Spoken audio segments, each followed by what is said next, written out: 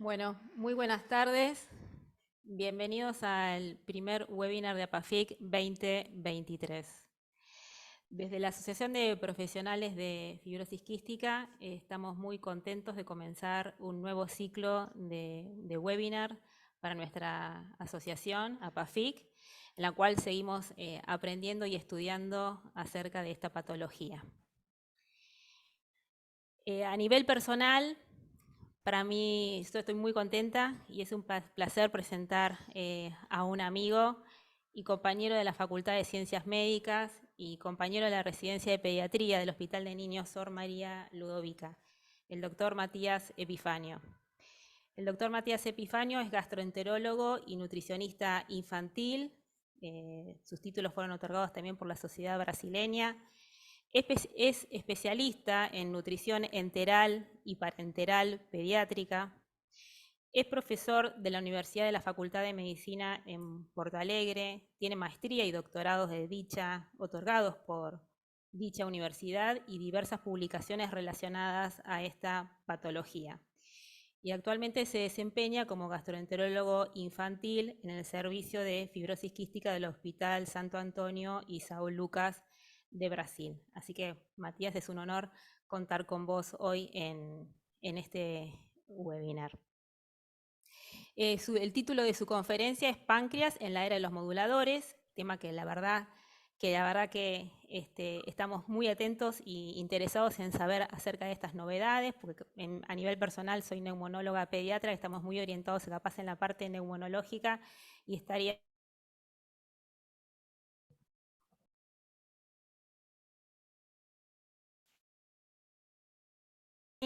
la doctora Sandra Pochettino, gastroenteróloga infantil del Hospital Vilela de Rosario, Santa Fe, la doctora Hilda Lande, que también formó parte por muchos años, por 25 años, de la unidad de fibrosis quística del Hospital Vilela de Rosario, de la provincia de Santa Fe. Ambas van a hacer presentaciones de casos clínicos, disparadores, antes de la conferencia para poder empezar y tener una linda discusión. Al final de la presentación de los dos casos clínicos y de la conferencia, vamos a abrir al panel de discusión, que tenemos el honor de contar con dos gastroenterólogas infantiles, la doctora Montserrat Cáceres de México y la doctora Lidia Garcete de Paraguay. Así que es un placer contar con ellas también en esta mesa.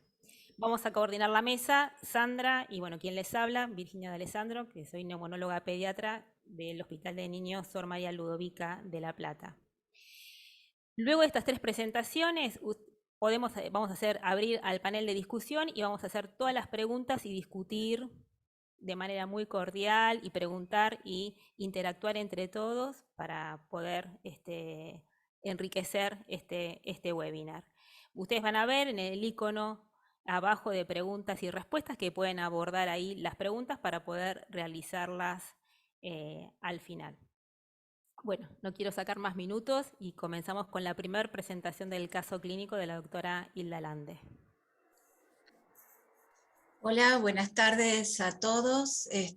Bueno, muy contenta de poder participar en este webinar de APAFIC, que tiene en cuenta los cambios en el aparato digestivo que están ocurriendo desde el inicio de la terapia con moduladores.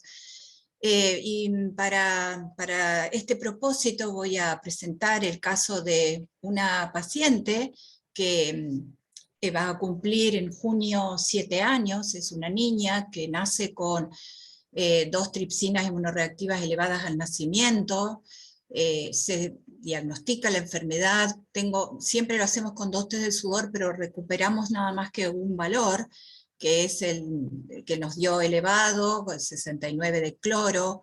El estudio molecular confirma con las mutaciones más comunes delta F508 en estado homocigota.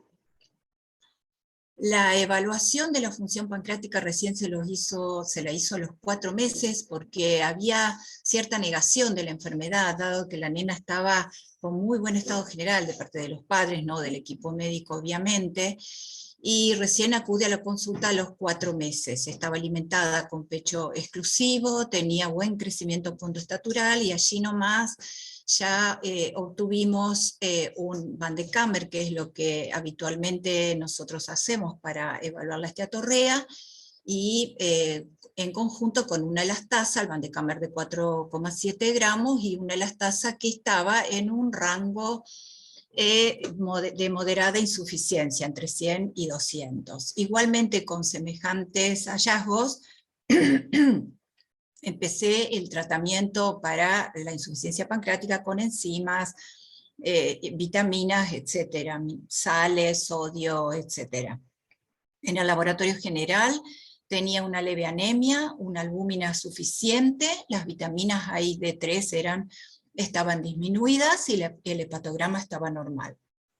El esputo ya a los 4 meses tenía esta filometiese, que no fue necesario tratar por falta de clínica, pero digamos, en la evolución de la paciente se obtuvo el primer hallazgo de Pseudomonas a los 11 meses, con lo cual recibió tratamiento antibiótico endovenoso.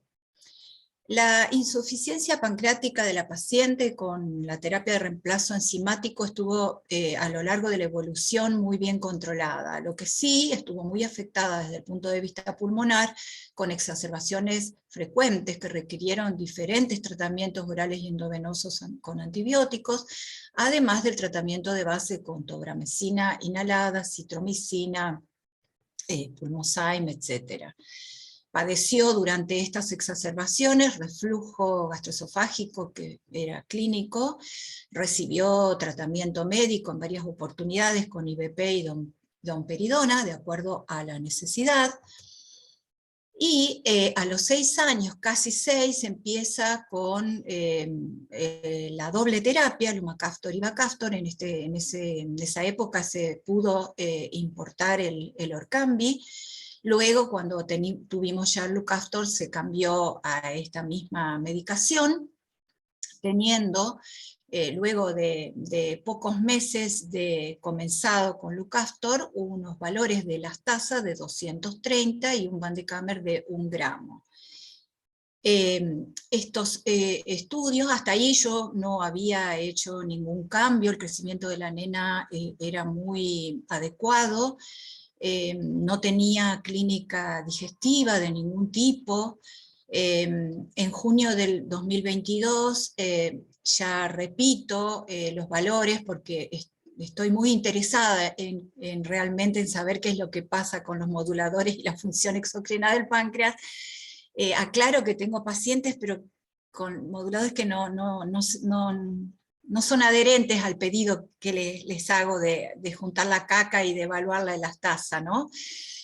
Bueno, en junio del 2022 la elastasa le dio sobradamente bien y un Van de Kammer normal, en estos laboratorios que son laboratorios privados de la ciudad muy confiables.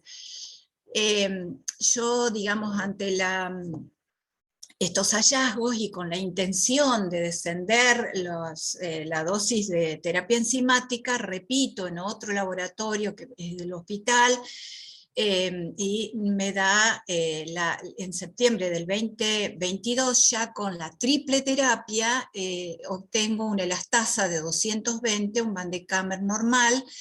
Entonces, bueno, bajo a la mitad los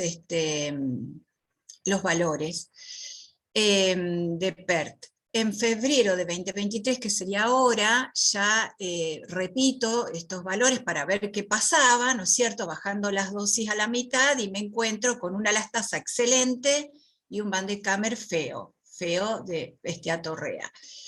Lo que se me ocurrió hacer es volver a la dosis anterior, 3.500 unidades kilo día, y plantear este caso como una de las principales dudas que tenemos afrontando, digamos, esta circunstancia del cambio que ocurre con moduladores a nivel pancreático. Y hasta acá sería la presentación para motivar, digamos, la discusión posterior al respecto. Muchas gracias. Muchas gracias, Hilda. Bueno, ahora pasamos al siguiente caso de la doctora Sandra Pochettino.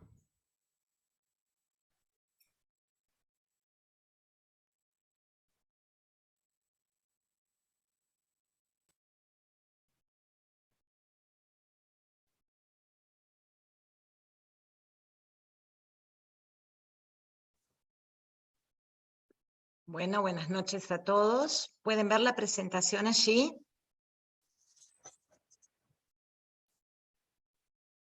Muriel. Sí, perfecto, se ve. Bueno, espera porque se me fue la...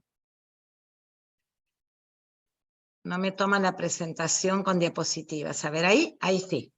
Ahora sí. Bueno, buenas noches a todos. También este es un caso disparador para poder tener una discusión luego enriquecedora. Les voy a contar el caso de una niña que actualmente tiene 8 años y tiene diagnóstico de fibrosis quística desde los primer mes de vida. Fue un recién nacido de término, con buen peso, que a las 24 horas tiene un cuadro de vómitos biliosos y se diagnostica un hilio meconial, se realiza una cirugía de Santulli, se recibe la primer muestra de TIR muy elevada, de 245, nuestro valor normal de TIR es hasta 70, se repite esta muestra confirmando otra muestra elevada de 197, con alta sospecha de fibrosis quística, realizamos un test del sudor, cuya primera muestra fue insuficiente, y luego un segundo test que da un valor de 101 bastante elevado. El estudio genético de la paciente muestra dos mutaciones, dos variantes patológicas para fibrosis quística, que es la F508del y la I507 delta. Estas variantes están descritas, su asociación en el CFTR, hay 391 pacientes reportados, tienen la característica de tener test del sudor elevado, la mayoría de los pacientes presenta insuficiencia pancreática y aproximadamente un 60% de ellos va a tener colonización con Pseudomonas aeruginosa. Inicia con diagnóstico de insuficiencia pancreática la terapia de reemplazo con las enzimas y vitaminas liposolubles y tiene una evolución tanto desde el punto de vista respiratorio como digestivo muy leve.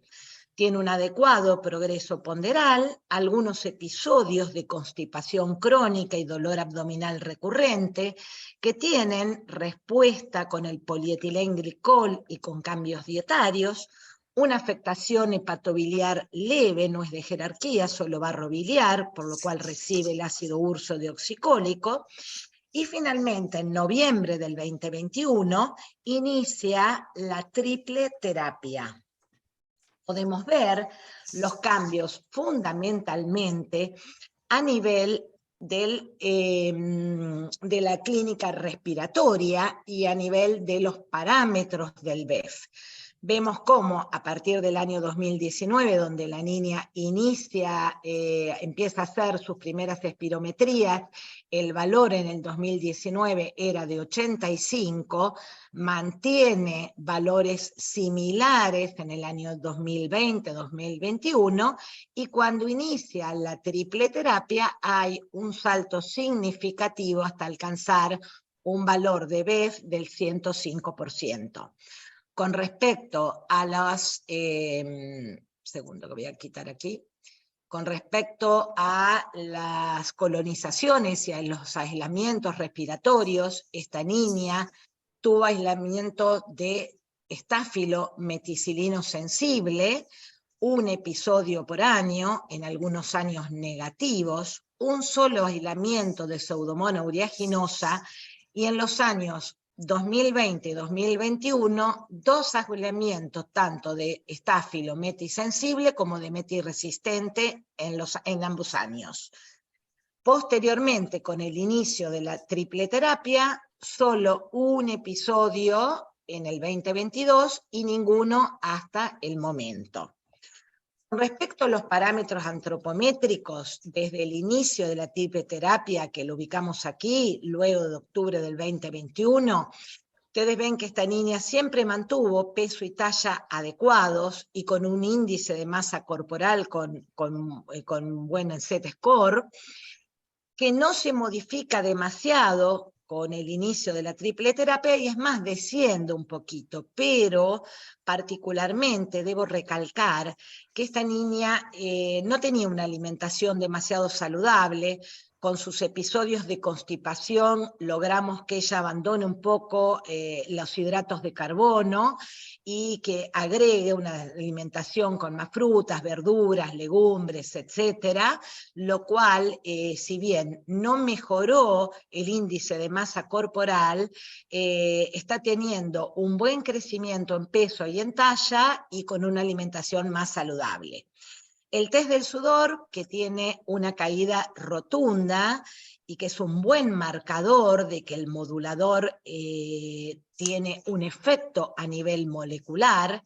El BEF, que como mencionamos previamente, tuvo un aumento de 20 puntos.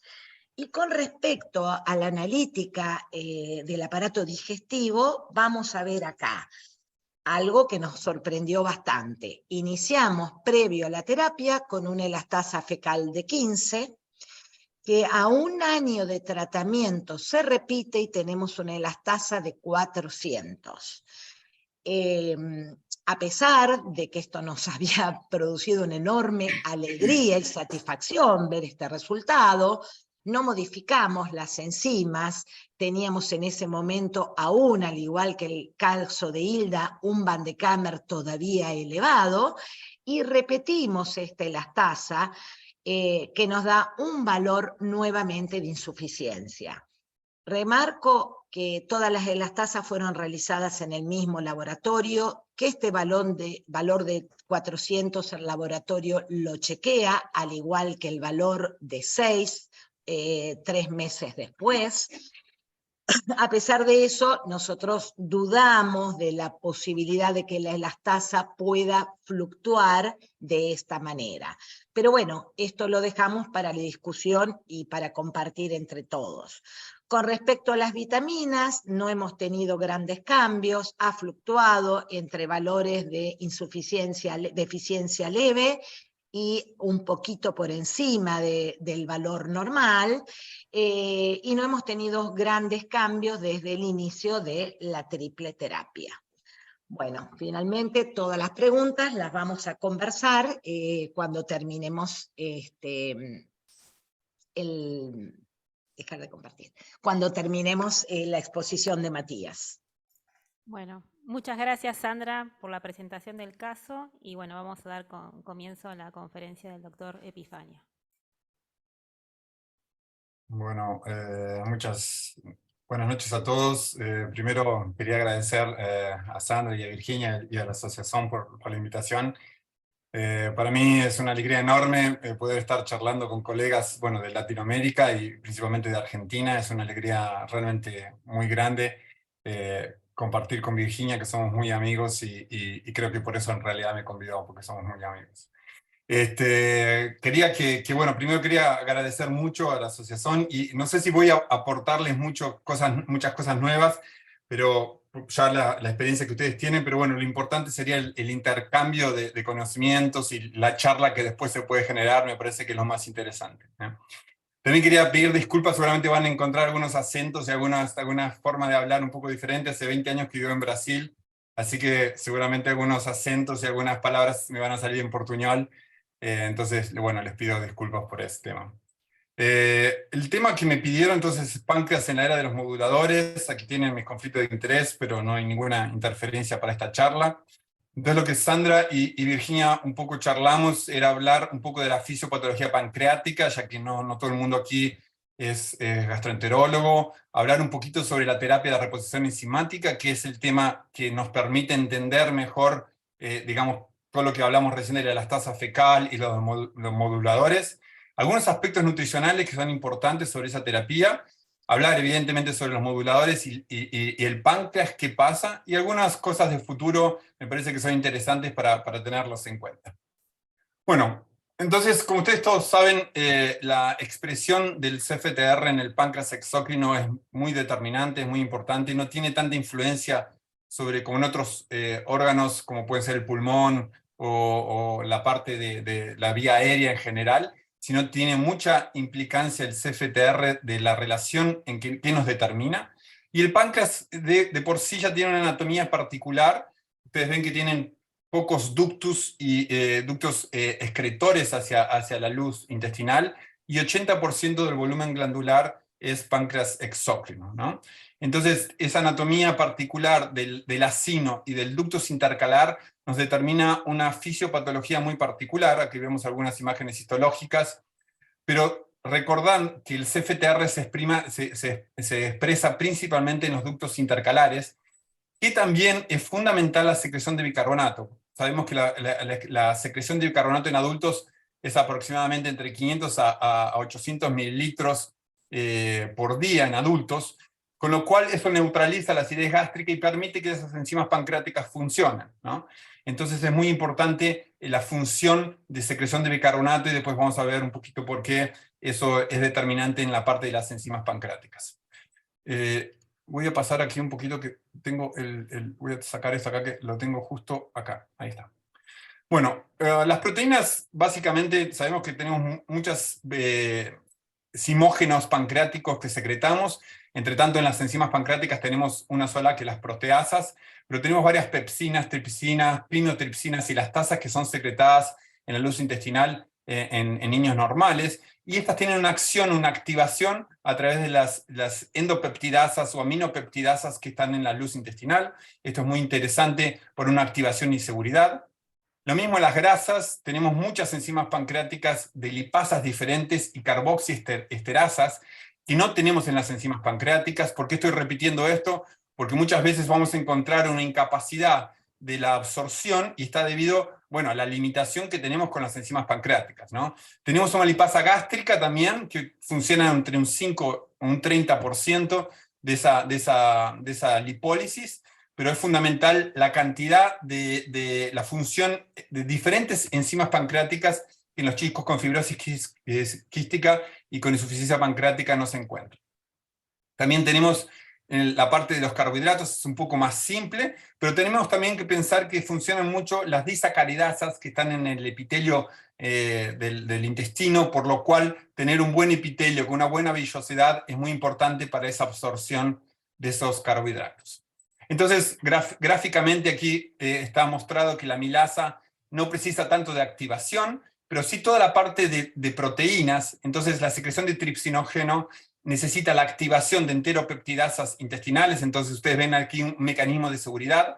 Eso activa la tripsina, y la tripsina a su vez actúa activando todos los quimiotripsinógenos, procarbopeptidasas, y es una forma de seguridad que tenemos. Entonces ese tripsinógeno es activado por las enteroquinasas a tripsina, la tripsina actúa sobre los simógenos, y así tenemos las enzimas activas. Eso es la parte fisiológica normal que tenemos en estos chicos, ¿no?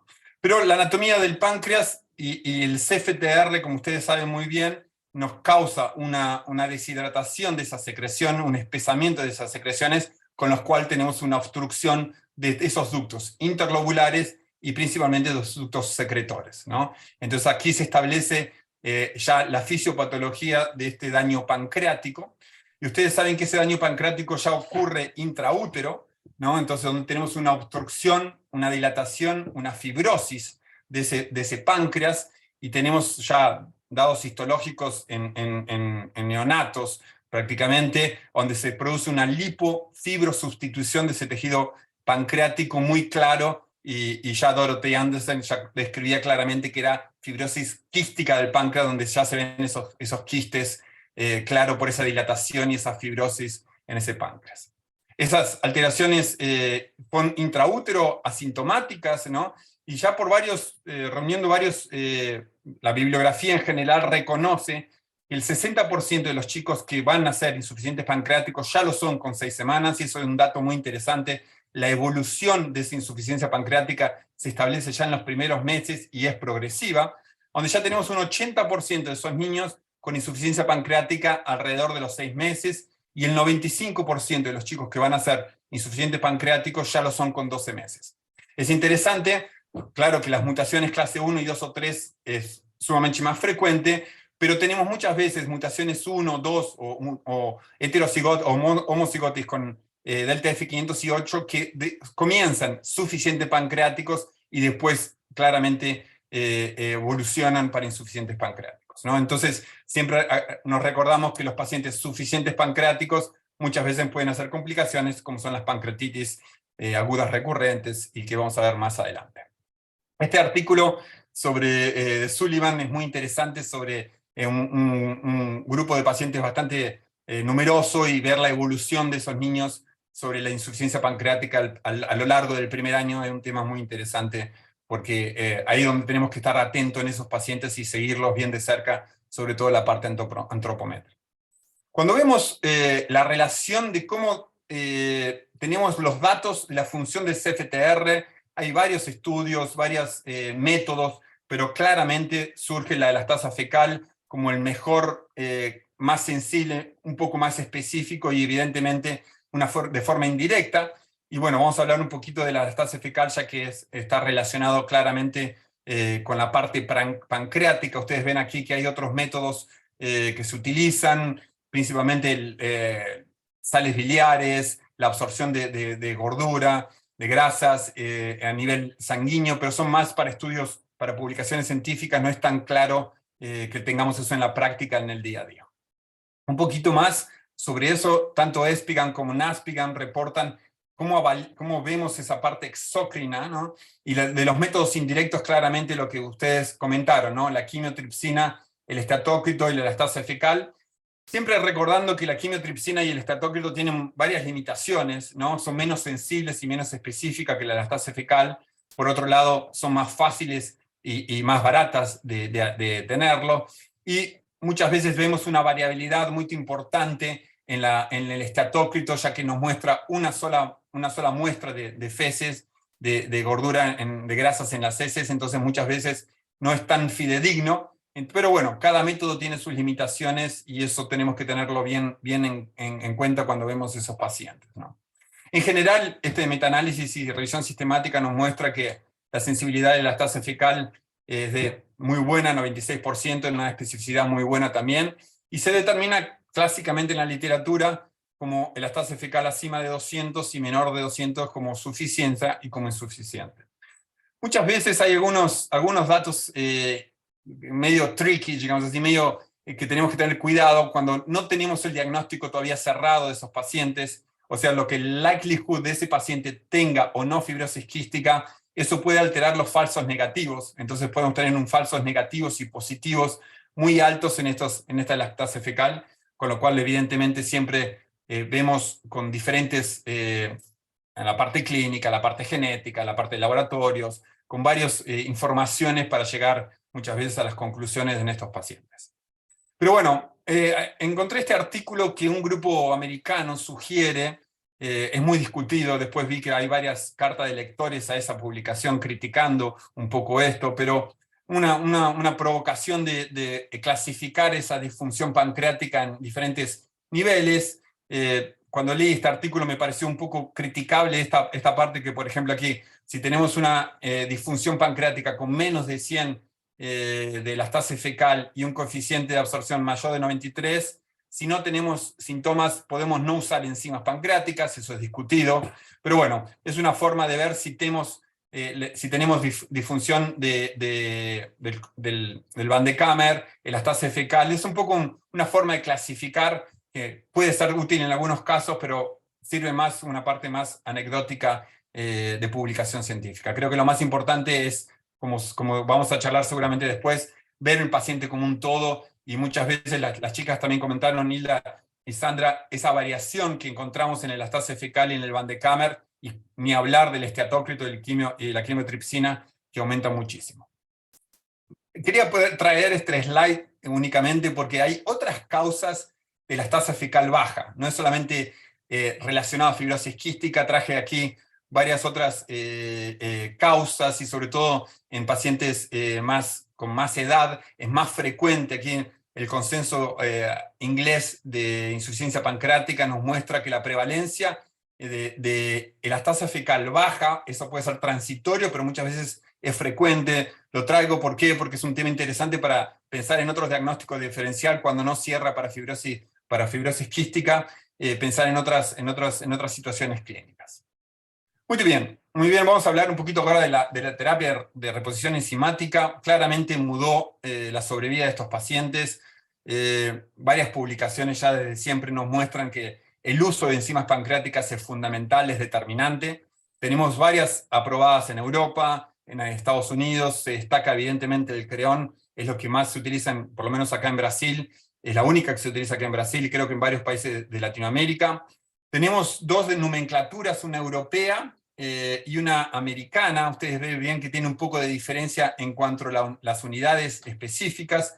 Y ustedes ven aquí un poco el tamaño, traje esta figura para mostrar un poco el tamaño de los gránulos, y muchas veces los chicos menores tenemos que abrir esas cápsulas para que esos chicos ingieran, entonces es importante tener idea del tamaño de los gránulos que tenemos. Las recomendaciones ustedes ya las saben muy bien, son de 2000 a 4000 por gramo de grasas, eso se mantiene en las diferentes edades, con algunas particularidades. Después vamos a hablar un poco bien en qué momento, cuándo, pero clásicamente se utiliza esas medidas de enzimas. Aquí traje este slide porque para ustedes vean que hay diferentes formas, ¿no?, con recubierta entérica para proteger de la acidez gástrica, pero también tenemos algunas enzimas ya en el mercado de forma de polvo. Algunas de ellas se utilizaron en forma para animales, pero hoy en día ya varias de esas están autorizadas para un uso en humanos, principalmente en Europa. Entonces aquí tenemos dos que se utilizan en polvo, que se utilizan más principalmente para cuando tenemos sondas nasogástricas o gastrostomías, se utilizan este tipo de enzimas. Lo importante es tener la conciencia de que es muy difícil la dosis cierta en la hora correcta en el lugar adecuado, ¿no? Entonces van a ver aquí que muchas veces es difícil de adecuar eso, de adecuar el quimo, que pase junto con las enzimas, que actúen en el duodeno, que se absorban en un pH, que se activen en un pH alcalino. Entonces son varias situaciones que se tienen que dar y que no es tan fácil siempre. Y cada chico varía de chico a chico, de adulto en adulto, en el momento que come, la motilidad gástrica, el esvasamiento gástrico cambia. Entonces esto acá, tenemos que tener esto en mente porque esto nos puede afectar claramente y notar síntomas de esteatorrea, y bueno, muchas veces pueden ser transitorios y tenemos que pensar en estos diferentes mecanismos, ¿no? Existen pocos estudios, y esto es una figura bien antigua, pero siempre traigo preguntas, ¿no? Por ejemplo, aquí ustedes ven que la relación que existe, por ejemplo, del Creón 10.000 para el Creón 25.000, claro, se mantiene con la lipasa, pero cuando vemos otras relaciones entre la proteasa y la milasa, no siempre se mantienen, y con otras marcas también. O sea, la relación, no hay pocos estudios científicos que nos muestran que esa relación, ¿cuál es la mejor relación? Es 1:3, es 1:5, es 1:20, y cuando aumento las dosis, muchas veces esa relación no se mantiene. Y si ustedes buscan, existe muy poca literatura para establecer cuál es la mejor relación entre las diferentes enzimas pancreáticas, digamos, entre la proporción de diferentes enzimas pancreáticas en cada una de ellas. Siempre las madres preguntan, bueno, doctor, pero ¿cuánto empieza a actuar las enzimas pancreáticas? ¿No? Y aquí tenemos un gráfico que muestra más o menos que comienza a actuar aproximadamente entre 10 minutos después. El pico de trabajo también se completa a los 45 minutos, pero clásicamente se describe que es alrededor de los 20 a los 30 minutos. Y aquí vemos cómo la actividad enzimática está determinada claramente por el pH, y el pH aumenta con el bicarbonato, y no tenemos bicarbonato en estos pacientes. Entonces muchas veces, ¿cuánto se pierde esa actividad de las enzimas pancreáticas? Porque evidentemente no llega a una actividad máxima de esas enzimas, y eso está determinado por el bicarbonato, ¿no? Tan importante que hoy en día se muestra, y varios estudios muestran la importancia del bicarbonato secretado.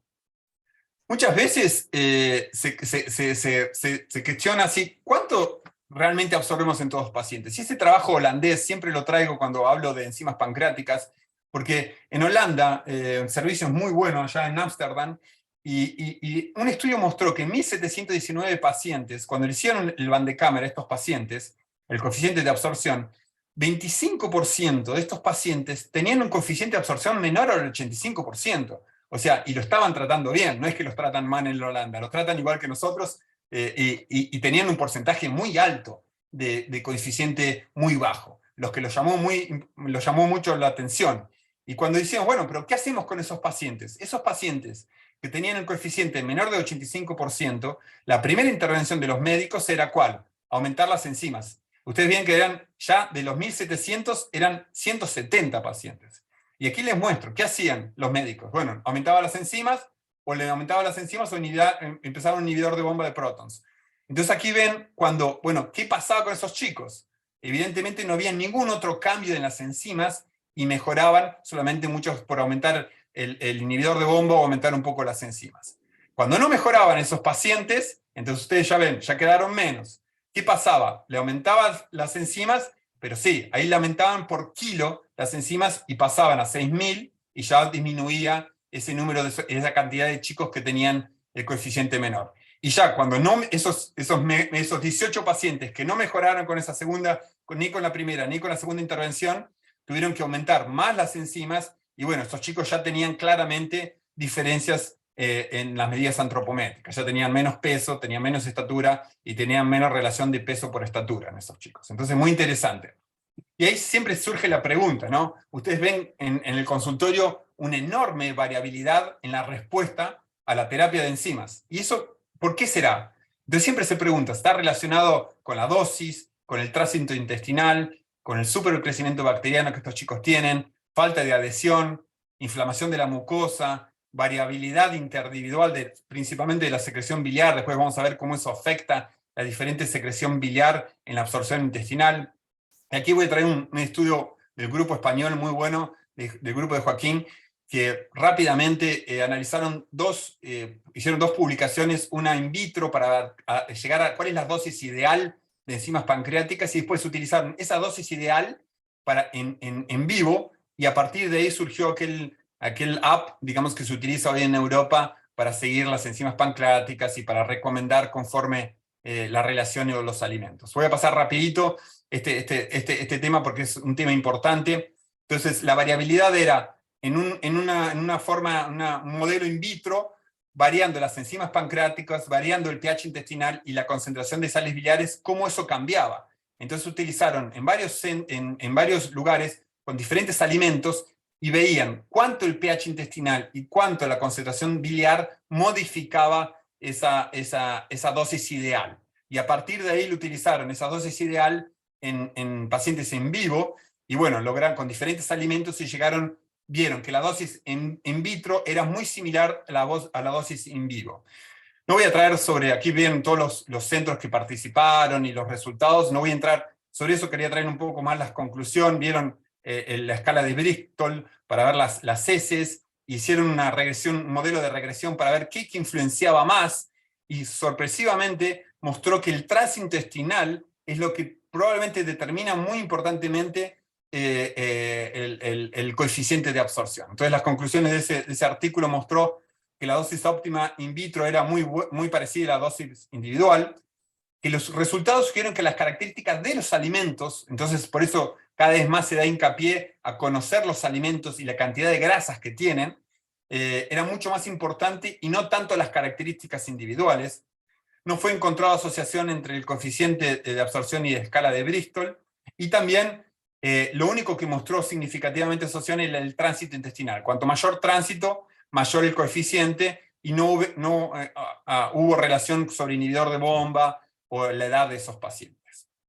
¿Y por qué no absorbemos todo en esos pacientes? Porque ese estudio holandés mostró que 25% no llegaban al 95%, varias causas. Como les mostré a ustedes anteriormente, disolución retardada, aumento de la pérdida fecal, y yo creo que lo que más afecta a esa absorción, que muchas veces no se da, es la mezcla inadecuada de las enzimas y los nutrientes durante la liberación en el intestino delgado, ¿no? En tal modo que muchas veces tenemos alimentos y no tenemos enzimas, o tenemos enzimas y no tenemos alimento, o cuando el alimento mayor cantidad no tenemos la dosis adecuada, pero claro, es multifactorial y tenemos varias anormalidades, desde la mucosa, la liberación de esas enzimas, varios motivos por los cuales no absorbemos el 95% en esos pacientes. Siempre nos preguntan, bueno, doctor, pero ¿cuál es el mejor momento para inserir las enzimas? ¿Antes, después, al final, en el medio? Y cuando uno va a buscar en la literatura, esta revisión sistemática en Cochrane nos mostró que no hay estudios. Entonces, sería bueno que alguien de nosotros haga algún estudio mostrando, bueno, cuál es el mejor momento. No hay ningún estudio que compara diferentes momentos, con lo cual no tenemos ninguna recomendación tan clara. Clásicamente se recomienda comer en los chicos, sobre todo las enzimas al principio, pero también pueden ser al final, y todo depende mucho del tiempo que ese niño ingiere ese alimento. Generalmente tiene que ser idealmente entre 20 y 30 minutos, pero bueno, no hay ningún estudio específico y generalmente se adecúa a cada paciente. Traje un estudio anecdótico, si ustedes ven, hace 17 años que fue publicado, esto en pacientes no fibrosquísticos, pero con insuficiencia pancreática exócrina en adultos, donde demostraban tres esquemas, todo le daban antes de las comidas las enzimas, después de las comidas o durante las comidas, y no hubo mucha variación. Mostró que era un número limitado, evidentemente 24 pacientes, pero la eficacia de las enzimas pancreáticas en adultos, de nuevo, repito, en adultos con insuficiencia pancreática no FQ, mostró que puede ser también optimizada durante o después de las comidas. Entonces, pensar esto en cada caso particular por ahí les sirve en el día a día. ¿Cómo seguimos clínicamente? ¿En qué nos basamos para regular la dosis? Todo el mundo clásicamente sabe, por el número de evacuaciones más de lo normal para la edad. Esto siempre lo comento con los residentes, y creo que acá hay un residente mío que digo, sí, bueno, ¿qué es lo normal para un chico de 3, 4 años? No es normal que un chico de 3, 4 años evacúe 5 o 6 veces, o evacúe más veces. Entonces, siempre acordarnos de qué es lo normal para una determinada edad, y con el propio paciente, ¿no? La distensión abdominal, el dolor abdominal, poco aumento de peso, y bueno, lo que ustedes ya saben, las heces grasosas, el olor muy fuerte que está determinado clásicamente por la parte proteica, ¿no? Y siempre tenemos que saber un poco de nutrición, ¿no? Hoy en día, en el siglo XXI, tenemos que saber de nutrición. Recomiendo este libro para todos ustedes que son interesados en la parte gastroenterológica y de nutrición, de conocer cuántos gramos de grasas existen, por lo menos en los alimentos más habituales, ¿no? Entonces, bueno, uno tiene que saber, en un yogur, ¿cuántos gramos de grasas existe? Bueno, existe 5 gramos. Si el chico va a tomar un yogur y sabemos que tiene 5 gramos, bueno, si eso lo multiplicamos aproximadamente por 2.000 a 4.000 unidades de enzimas, tenemos entre 10.000 a 20.000. Entonces necesita ese chico 2 cápsulas de 10.000. Es muy importante esto. No digo que sepamos en todos los alimentos, pero en los alimentos más habituales seguramente les va a ayudar mucho para mejorar y para adecuar un poco las enzimas pancreáticas. Traigo siempre preguntas y dudas que siempre me atormentan, y aquí siempre las trago. ¿Por qué? Porque ¿cuánto interfiere la modificación del pH intestinal por la falta de bicarbonato en la funcionalidad de las enzimas? No sabemos. ¿La microbiota intestinal modifica esa acción de las enzimas? Seguramente sí. Tenemos poco conocimiento, ¿no? Necesitamos mejores enzimas, pH totalmente independientes. Necesitamos enzimas líquidas, necesitamos enzimas en polvo. Necesitamos saber cuál es la mejor relación de la lipasa, amilasa y la proteasa. ¿Será que esa la que estamos dando es la mejor o no? ¿O necesitamos otra relación? Y otras enzimas. Estamos dando 3 enzimas y el páncreas secreta más de 25 enzimas pancreáticas. Entonces, tenemos que hacer esta presión también, porque bueno, necesitamos seguir y crecer en el conocimiento y en el manejo de estos pacientes, porque la parte pancreática y la parte gastrointestinal es fundamental. Vamos un poco, quiero comentar 3 aspectos nutricionales bien rapidito para entrar ya de cara en los moduladores. ¿Qué aspectos de la dieta influyen en la evolución antropométrica y si estamos indicando lo correcto, ¿no? Este estudio también del grupo, bueno, un estudio multicéntrico, pero principalmente por el grupo español, mostró, ustedes saben que la recomendación de carbohidratos en chicos con fibrosis quística es de 40 a 45. Cuando fue esto en 2017, creo que esos datos fueron en 2016, en diferentes centros, ustedes ven aquí, de Europa, el consumo de esos chicos era mucho mayor de carbohidratos, o sea, se pasaban en la dosis de carbohidrato y estaban deficientes de proteína. La recomendación de proteína para esos chicos es de aproximadamente 20%, y todos los centros estaban con mucho menos de proteína. ¿no? Las grasas entre 35 y 40, y las calorías, bueno, generalmente estaban bien, pero lo que faltaba mucho es proteína. Y esto me llevó a preguntarnos, bueno, y en nuestro centro, ¿será que esa proteína influye? ¿Será que esa proteína es fundamental? Sabemos que la proteína para la recuperación nutricional es fundamental y estos chicos pierden mucha proteína. Entonces hicimos un trabajo que fue publicado el año pasado, donde recolectamos los datos dietéticos por un recordatorio alimentar de 3 días en todos los chicos, ¿no? Y ahí dividimos esos chicos en, si esos chicos ingerían más de 20%, igual o mayor a 20% de proteínas del valor calórico total, o menos de 20%, ¿no? Esos chicos que consumían menos, los llamábamos, le hicimos a los chicos que consumían más, evidentemente era la recomendación habitual de rutina de todas las consultas, pero los chicos que consumían menos, les recomendábamos claramente consumir más carne, más pescado, más huevo y más pollo.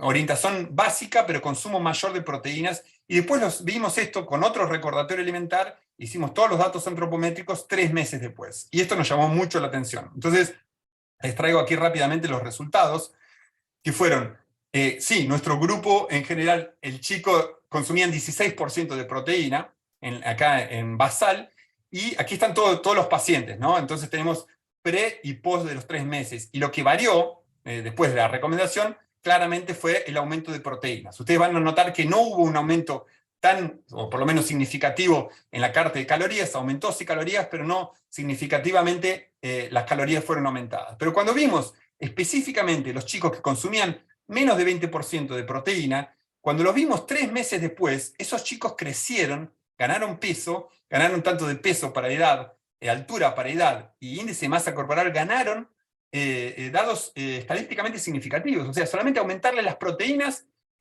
vimos en 3 meses y vimos un efecto clínico muy importante, y evidentemente los otros chicos continuaron igual, los mayor de 20%. Con lo cual nos muestra el papel importante que tienen las proteínas en estos chicos, y que realmente tenemos que ver y seguirlos muy de cerca, porque muchas veces estamos dando no la parte suficiente pancreática. Y ustedes saben muy bien, por varias recomendaciones de la Organización Mundial de Salud, que la relación, cuando queremos ganar peso, 5 gramos por kilo por día, o diferentes ganancias de peso, tiene que haber una relación entre las calorías totales y las proteínas. Y eso está determinado principalmente para esa recuperación nutricional que sea de 70% de lean mass, que en portugués se dice masa magra, y de 30% de masa gorda, que le decimos masa de grasa. Entonces es bien importante esa relación de proteína. Yo soy un fanático de la proteína y siempre repito la proteína, ya la gente que me escucha ya se cansa de las proteínas. Bueno, vamos a entrar en los últimos 10, 15, 20 minutos a hablar un poco de los moduladores, que es el tema, pero creo que esta introducción específica fue lo que Sandra y Virginia me pidieron, espero que sea lo que ellas querían. Todos ustedes saben claramente las 6 clases de mutaciones, el 85% de los pacientes con fibrosis quística son insuficientes pancreáticos. Cuando tenemos combinaciones de mutaciones clase 1, 2 y 3, tenemos generalmente insuficiencia pancreática. Cuando tenemos una mutación clase más leve, muchas veces tenemos insuficientes pancreáticos. Aquí son las mutaciones más frecuentes. Y un poco la historia de los moduladores. Aquí tenemos el ivacaftor, originalmente en Estados Unidos, aquí traigo los datos, en Estados Unidos fue a partir de 6 meses, en el 2012, ya el ivacaftor ya en 2020, en diciembre de 2020, ya está autorizado para más de 4 meses para esas mutaciones. Después viene el LUMA-IVA, que también originalmente fue en 2015, para mayores de 12 años, ya en los últimos años bajó mucho la edad a partir de la cual podemos utilizar. Tenemos el TESA y el IVA, también también en diciembre de 2020, y claro, totalmente revolucionó la entrada del Trikafta, o de la terapia triple, donde ya tenemos muchísimas mutaciones que responden, y tenemos en diciembre del 2020 para mayores de 12 años. Entonces es aquí un poco la historia de la evolución, y ustedes van a ver también, esto puede variar en un país en otro, en Europa también cambia un poco esto, acá en Brasil también tiene algunas variaciones específicas, pero bueno, para traer un poco, para todo el mundo recordar específicamente la relación de esos moduladores. Aquí tenemos, quería traerles un poco, conforme la clase genética, la frecuencia de la insuficiencia pancreática, recordando que esa insuficiencia pancreática se establece a lo largo del primer año. Entonces, ¿cómo sería importante aquí, volviendo ya en la parte de los moduladores, cuanto antes iniciar esa terapia moduladora? Evidentemente vamos a tener un efecto mucho mayor. Y aquí algunos artículos nos muestran, nos dice que el daño intrauterino y los cambios fibroquísticos crónicos que afectan el páncreas en la mayoría de estos pacientes sugieren que los moduladores pueden ofrecer pocos beneficios, pero todo dependiendo de la edad, ¿no? Y ahora, esos eran los primeros comentarios que se escuchaba en estas publicaciones. Y que los estudios muestran que sí, que los chicos ganan peso, ganan índice de masa corporal, pero muchas veces, sobre todo Wilczynski comentaba que esta mejoría era debido al efecto secundario por el mejor del pH intestinal, disminución de la inflamación intestinal, que eran efectos secundarios, ¿no? Con mejor absorción y normalización de la histopatología intestinal. Entonces, toda esta mejora de estas variables hacen que estos chicos claramente nutricionalmente mejoren mucho, ¿no? Pero bueno, cada vez se acumulan más beneficios, ¿no? Entonces tenemos el ivacaftor con muchas publicaciones, mejorando la altura, el peso, mejorando la masa magra de estos chicos, mejorando, bajando el gasto energético, y ya están surgiendo varios estudios con la terapia triple. Entonces, bueno, los datos están viniendo y estamos recibiendo muchas informaciones, y creo que este ámbito hoy es para discutir un poco eso, ¿no? ¿Cómo obtenemos esa información? Este artículo, anoten esa referencia bibliográfica, porque este artículo vale la pena que todo el mundo lo lea. Jay Freeman es una persona muy carismática, que tiene mucho conocimiento, me encantan las charlas de él, es de Atlanta, y esta publicación fue espectacular, porque voy a traer un gráfico que, este gráfico fue originalmente de Peter Dury, que muestra lo siguiente, que la función del CFTR, ¿no? Entonces acá tenemos el 100% de la función del CFTR va decayendo, ¿no? Entonces tenemos los pacientes suficientes pancreáticos, que muchos de ellos evidentemente hacen pancreatitis, y tenemos los insuficientes pancreáticos, donde tenemos menos del 5% de la función pancreática, o tenemos menos del 5% funcional. Y aquí tenemos la reserva pancreática cinar, que cae al mismo tiempo que aumenta la obstrucción ductal. Entonces, si aumenta la obstrucción ductal, tenemos menos reserva pancreática y evidentemente marchamos hacia una insuficiencia pancreática. Esto está claro, pero con los moduladores, ¿qué pasa con esto? ¿Cómo esto se cambia, ¿no? Entonces, la evidencia de una función pancreática aumentada en chicos, en personas con mutaciones leves, esto es muy claro. O sea, tenemos pacientes con suficiencia pancreática que claramente los modulares nos aumentan, ¿no? Pero si eso es bueno o malo, eso depende mucho de cada individuo específicamente, y de gran medida de la función del CFTR. ¿Por qué Jay Freeman dice eso? Porque si tenemos un paciente con insuficiencia pancreática aquí, en algunos casos, ese paciente va a aumentar la función pancreática. Pero ese paciente puede ir a una pancreatitis. O sea, va a reclutar acinos, y en algunos casos pueden presentar clínicamente pancreatitis. Como así pacientes que tienen una suficiencia pancreática y que hacen muchas pancreatitis, y lo voy a sacar de esa posición para no tener riesgo de tener pancreatitis. Ustedes ven en la literatura sobre los moduladores, hay varios pacientes con pancreatitis hereditarias o pancreatitis de diferentes orígenes que utilizan los moduladores para no tener más pancreatitis. O sea, el espectro del uso de los moduladores en el páncreas aumentó mucho. Entonces, hoy en día, como tenemos la parte genética y estamos diagnosticando mucho lo que sabemos, lo que se llama, bueno, aquí colocó el síndrome, pero no es la palabra síndrome de CFTR. Ustedes saben que hay diferentes nomenclaturas, fibrosis atípica, bueno, varios nombres, pero tenemos un enorme grupo de pacientes que muchas veces no son fibrosis quística claras, y que tienen insuficiencia pancreática o hacen pancreatitis aguda de repetición. 30% de esos pacientes hacen pancreatitis aguda. Entonces, estos moduladores claramente los saca de esa posición para llevarlos a una posición más segura, donde CFTR funciona y no tiene riesgo de pancreatitis. Un poco es lo que mostraba aquí, ¿no? Esta publicación. En pacientes con enfermedad leve, entonces, y taponamiento mucoso, muchas veces los moduladores aumentan y resgatan y reducen el riesgo de pancreatitis. Aquí tenemos una publicación donde disminuyó claramente estos pacientes que hacían pancreatitis a repetición 2 o 3 por año, no tuvieron más en muchos de esos pacientes pancreatitis, entonces sale de esa posición, y también hay publicaciones del otro lado, o sea, pacientes con insuficiencia pancreática que tuvieron pancreatitis. O sea, el grupo de Cincinnati, de Canadá, del Sick Children, muestra que 5 pacientes con insuficiencia pancreática, después de 30 meses, tuvieron pancreatitis, y bueno, la elastase fecal subió encima de 100. Entonces también pensar bueno, ¿qué está pasando con estos pacientes? ¿No? Ese gráfico me parece que nos ayuda mucho a entender dónde va y dónde tenemos esa función de CFTR y esos moduladores, ¿no? Aquí tenemos varios, no voy a traer todos los case reports que tenemos, pero bueno, voy a traer algunas conclusiones, por lo menos, que parece que los moduladores pueden mejorar y rescatar la función exócrina del páncreas en algunos pacientes, inclusive en pacientes mayores, como varios colegas mostraron recién. Entonces pacientes de 12 años, o ahora el Trikafta, la triple terapia se utiliza en mayores de 12 años, y ya hay algunas publicaciones de casos que mejora después de 12 años en estos pacientes la función pancreática, y existe una enorme variabilidad, ¿no?, de la respuesta de la elastase fecal en estos pacientes. 2 ensayos grandes, que es el estudio Kiwi y Arrival, sugieren esto, ¿no?, que un subconjunto de pacientes con insuficiencia pancreática pueden tener suficiente actividad acinar residual que puede ser rescatada, ¿no?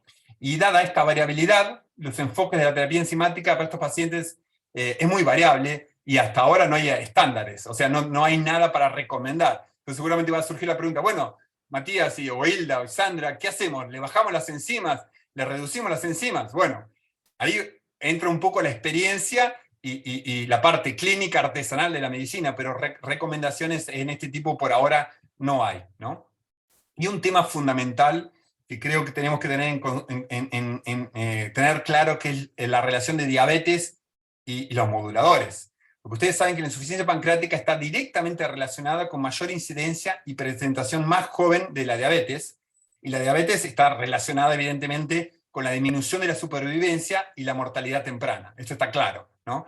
Pero entonces, los moduladores, la prevención o la recuperación del desarrollo de la insuficiencia pancreática va a afectar, se considera como uno de los objetivos más importantes de la modulación del CFTR. O sea, si yo voy a disminuir la incidencia de pacientes con diabetes o voy a retrasar muchísimo la diabetes, es un tema fundamental la utilización de estos moduladores en estos pacientes. Entonces, miren cómo ya estamos mirando, no ahora, inmediatamente, sino estamos mirando para aquí a 10 años, 15 años o más en el futuro en la diabetes, que sabemos que muchas veces se comienza en la segunda década de vida, ¿no?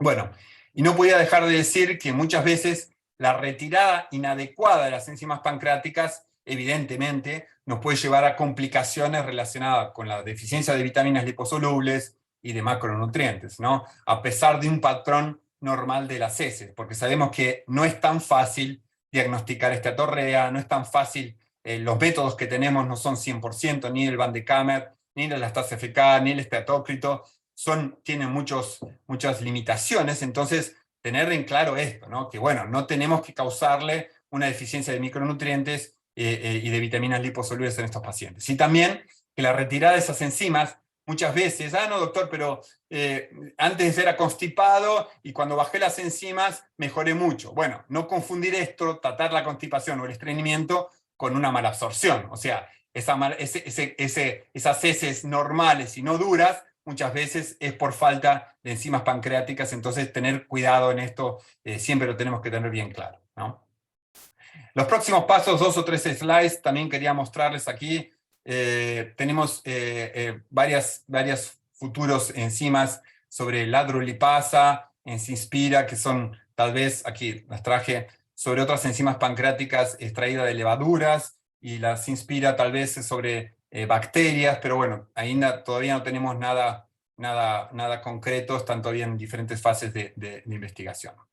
También traer un poco sobre el Realisorb, que es un cartridge, es una forma de que la dieta enteral sea hidrolizada las grasas. Entonces se utilizan principalmente en Estados Unidos, donde más se utiliza para en la limitación de darle esas enzimas pancreáticas cuando están con gastrostomía o con sonda, se utiliza muchas veces esto. las conclusiones fundamentales es que una terapia enzimática adecuada es fundamental en el manejo de la fibrosis quística. Probablemente 20% o 25% tenemos que estar más atentos a ese coeficiente de absorción. No estar siempre pensando que, bueno, ¿cómo están? Que nos muestren fotos, que nos cuenten, estar encima en cada consulta sobre eso. Necesitamos conocer más sobre la biodisponibilidad de las enzimas en vivo.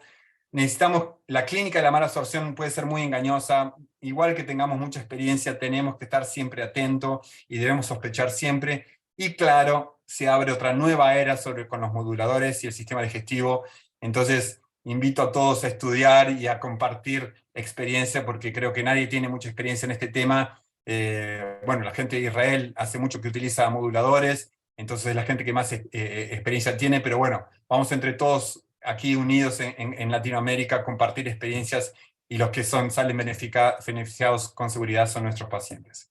Y quería terminar una frase que me gusta mucho, que igual que respondamos científicamente a todas las preguntas, los problemas reales de la vida muchas veces permanecen intactos. Entonces no es solamente respuesta científica, sino muchas veces el contacto con los problemas reales de nuestros pacientes.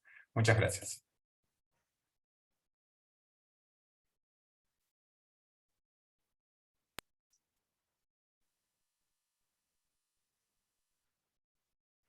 ¿Me están escuchando o estuve hablando? Sí, ¿no? Sí. Perfecto.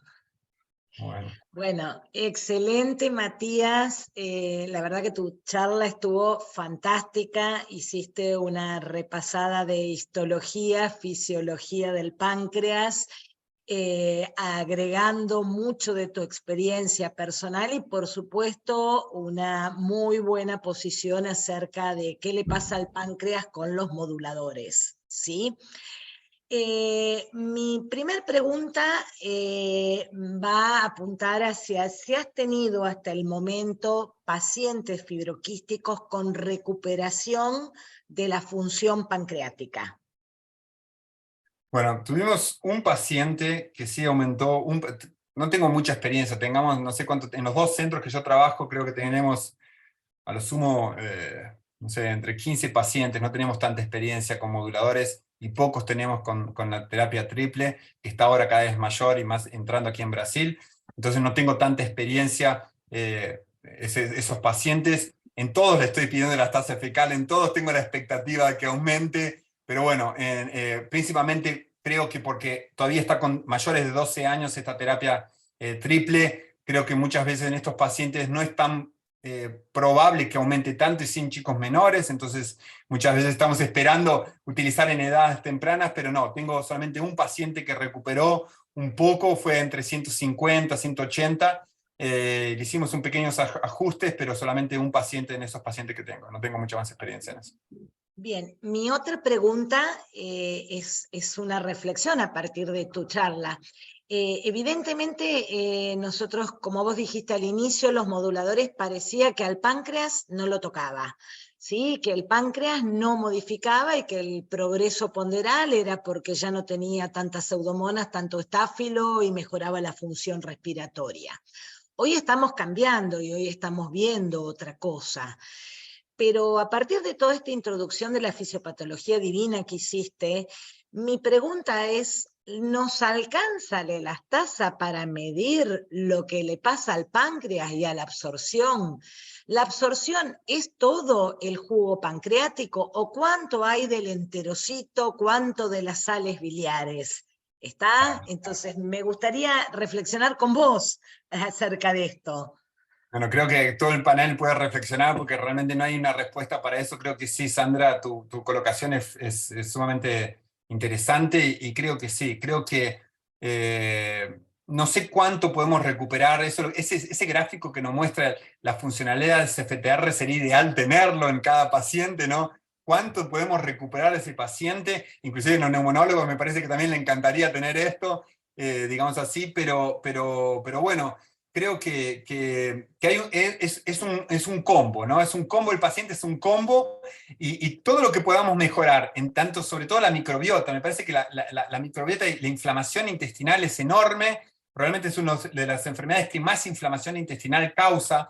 Entonces, a medida, muchas veces, ese estudio que mostró que después de 30 meses los chicos mejoraron, entonces, ¿cuánto que eso tiene influencia de mejorar la inflamación intestinal para después tener un efecto pancreático? No lo sabemos, Sandra, creo que no tengo respuesta para eso, creo que, no sé, el panel qué opina, pero es sumamente interesante pensar en eso, ¿no? Creo que tenemos que pensar en esas diferentes variables y cuánto que eso influye, ¿no? Montserrat. Montserrat. Yo también quiero hablar. Eso es algo que a mí siempre me ha preocupado. En México no tenemos moduladores, no contamos en muchos sitios en donde se hagan los defectos genéticos en fibrosis quística. Sin embargo, una de las primeras cosas que se hacían en el hospital donde yo solía trabajar, que es el Instituto Nacional de Pediatría, era empezarles a dar inhibidores de bomba, inhibidores H2, y bueno, el montón de antibióticos que se les llegan a dar a estos niños, y a mí siempre me preocupaba la microbiota intestinal, ¿no? O sea, ahora ya sabemos que los inhibidores de bomba pueden afectarlo, entonces a veces el estar interviniendo tantas cosas al mismo tiempo nos hace que estos niños no puedan como llevar esa mejoría tan importante por todas las intervenciones que al final del día se hacen. Tratando de mejorar una cosa, afectamos otra, ¿no? Sí. Perfecto. Hilda, ¿vos querías reflexionar? Sí, justamente quería hablar de algo relacionado a lo que dice Montserrat, porque es el uso de los IBP. Cuando explicaste la fisiopatología, ¿no es cierto? Sabemos muy bien el rol del bicarbonato, y bueno, el tema de dosificar las enzimas hasta cierto punto, no pasar 10.000 unidades kilo por día, bueno, porque hay una dosis a la que no conviene superar, entonces en el mientras tanto uno le agrega el IBP, además el paciente requiere por sus otras terapias pulmonares, por ejemplo, necesita también tener una protección gástrica, como se dice, ¿no es cierto? El reflujo clínico, el reflujo gastroesofágico asociado, que debe también tratarse con medicamentos. Entonces, todos estos medicamentos, ¿cómo los manejamos en la práctica? Pues sabemos que no tenemos que dar mucho de esto, pero por otro lado lo necesitamos para lograr un pH intestinal adecuado para que se activen las enzimas. Entonces, sabemos mucho de la parte teórica, pero la parte práctica es la que por ahí nos hace un poco de agua, que es lo que está bueno comentarlo entre nosotros. Esa es un poco mi reflexión y también pregunta, a ver cómo hacen ustedes con los IBP, si los dan en forma intermitente, los dan en forma continua, cómo es que manejan este tema, Matías, y el resto de los colegas de Latinoamérica. Lidia, si querés comentar algo. Sí, antes de pasar, en Paraguay nosotros estamos teniendo los moduladores que lo provee el Ministerio de Salud para el programa de fibrosis quística, y se empezó con Lumacastor, que es el producto con el que se inició, y ahora se están migrando los pacientes al Trixacar. O sea, hay un grupo de pacientes que creo que serán una quincena de pacientes, mitad y mitad con Lumacastor y mitad con Trixacar. El tema es que yo estoy escuchando que todos están haciendo un seguimiento con la elastasa, y nosotros no hacemos con elastasa, hacemos solamente estatocrito. Ahora, ¿será que eso es suficiente para poder evaluar realmente, hacer un buen seguimiento de estos pacientes si no tenemos la posibilidad de evaluar realmente la función pancreática? Hacemos estatocrito de 24 horas, es decir, juntamos, no es de una sola muestra, sino de toda la muestra que corresponde al día, ¿verdad? Entonces, ¿será que eso es suficiente? Tampoco hacemos Van der Kammer porque es más engorroso. Entonces, ¿será que tenemos que modificar la manera en que vamos a hacer el seguimiento de los pacientes? ¿Podemos seguir haciéndolo de esta manera? ¿Hasta qué punto podemos evaluar apropiadamente solamente por el crecimiento, por los signos clínicos y el estatocrito? Es una duda que me surge al escuchar toda esta presentación y sobre todo analizar lo que está en la literatura. Creo que todas las limitaciones, estoy de acuerdo con Hilda, digamos así, creo que tenemos a veces de manos atadas, por un lado le ponemos inhibidores, pero por otro lado sabemos que alteramos la microbiota, Yo particularmente lo que creo que cuanto menos medicamentos podemos utilizar, mejor. Entonces, muchas veces los inhibidores de bomba, si obviamente, si el chico tiene síntomas gastrointestinales altos, el reflujo, etcétera, con seguridad lo ponemos. Pero siempre intentar cuanto antes sacarlos y no utilizarlos más. Yo creo que la parte de microbiota es fundamental, la inflamación que esto causa. Entonces, muchas veces me parece esa parte más práctica de adecuar las enzimas conforme el alimento, conforme el momento, estar más atento de una parte más dinámica, no tanto ensellada, bueno, ahora sí tuvo un Van de Kamer de alto, entonces vamos a cambiar todo. No, por ahí ese momento, ese día o esa semana, es muy variable. Tenemos datos solamente de una visión, una foto de un momento. Entonces, igual que el esteatócrito, creo que, bueno, si no hay otra forma, claro, Lidia, me parece útil, pero tener en cuenta que es muy limitado la información que nos da, porque es solamente de ese día. Entonces, si ese día el chico estaba más nervioso, tenía un tránsito intestinal diferente, el esteatócrito va a cambiar, y el esteatócrito no solamente está relacionado con la parte pancreática, sino con la parte intestinal, o sea, con la parte de absorción general de grasas. Entonces, tenemos que saber dónde estamos parados, que es difícil, pero saber que hay varios puntos que nos podemos, que podemos tener relación, pero saber que las limitaciones, como dijo muy bien Lilda, hay muchas limitaciones y bueno, tenemos que convivir con ellas y tratar de hacer lo mejor posible, ¿no, Hilda? Un comentario, Mati. Bueno, acá hay muchas preguntas y la verdad que te felicitan por la charla, por tu exposición. Hay muchos amigos míos, por eso, hay muchos amigos míos, por eso me felicitan. Y además también la verdad que estamos contentos porque de otros países también están escuchando, mandando saludos desde Uruguay, desde Ecuador y bueno, también felicitaciones desde la Argentina. Dos preguntas, Mati, para poder seguir hablando de este tema. Una es sobre los efectos adversos. Una de las preguntas es si en la experiencia que tenés vos en relación a la triple terapia, inmediatamente los pacientes han presentado dolor abdominal agudo, dolor importante. La segunda es en relación a esto que vos estás hablando de la inflamación, la microbiota, la dieta. Si ustedes tienen en el centro licenciados en nutrición que sigan los pacientes o cada cuánto, haciendo un interrogatorio, una evaluación de su dieta, bueno, quería también conocer la experiencia que tienen ustedes en base a eso, que me parece que es muy interesante. Sí, bueno, efectos adversos, creo que porque tenemos pocos pacientes, no hemos visto más, ¿no? Creo que tenemos, que lo que comenté, 15 pacientes en uso aproximadamente. Lo que tenemos algunas alteraciones hepáticas en algunos chicos, pero bueno, que se resuelven rápidamente, pero dolor abdominal no hemos tenido, ¿no? No sé que está comentado, pero no hemos tenido casos. Y el otro comentario que me hiciste, Virginia, era sobre la dieta. Creo que sí, que cada vez más tenemos que prestar atención sobre la nutrición. Creo que todo centro tiene que tener una nutricionista o un nutrólogo, acá es un médico que hace nutrición, porque es fundamental. Tenemos que manejarlo. La nutrición en estos pacientes es muy importante, no solamente saber cuánto consumen de diferentes carbohidratos, de los macronutrientes, sino tener un acompañamiento de estos chicos en forma general, de la alimentación general. Entonces, cuanto más alimentos probióticos tenemos, mejor va a ser esa dieta, mejor se recuperan de su microbiota después del uso de antibióticos. O sea, como todos sabemos, un trabajo multidisciplinar, y claro que la parte nutricionista es fundamental. ¿Puedo hacer un comentario de esto, Matías? Siempre desde la historia del FQ, el fibroquístico podía comer de todo porque malabsorbía. Y creo que descuidamos desde la profesión un poquito esta alimentación y la transformamos en una alimentación no saludable, como vos dijiste, repleta de hidratos de carbono de absorción rápida, con pacientes que están en riesgo de desarrollar una diabetes y que además ahora inician con una terapia moduladora y claramente los parámetros de absorción están cambiando, independientemente de que aún sean insuficientes y requieran enzimas.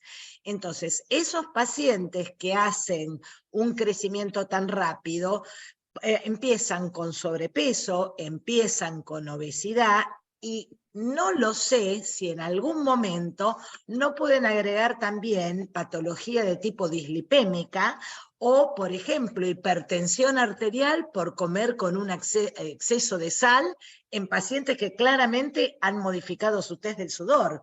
Entonces, coincido con vos en que es crucial la participación de un nutricionista y de cambiar viejos paradigmas en cuanto a la nutrición. Con seguridad, estoy 100% de acuerdo. No, disculpe, el último comentario, Hilda, que así, la cantidad de carbohidratos acá se llama, bueno, el consumo de food maps, digamos así, que tienen es enorme, cantidad de carbohidratos que se consumen acá en Brasil es muy alto, y eso, claro, hace más gases, flatulencia, dolor abdominal, y eso por ahí va, ¿no? Y sobre todo la deficiencia de micronutrientes es fundamental. Discúlpame, Hilda. No, sí, yo quería comentar algo también, que estamos asistiendo, ¿no es cierto? Se está escribiendo una nueva historia natural de la enfermedad con los moduladores.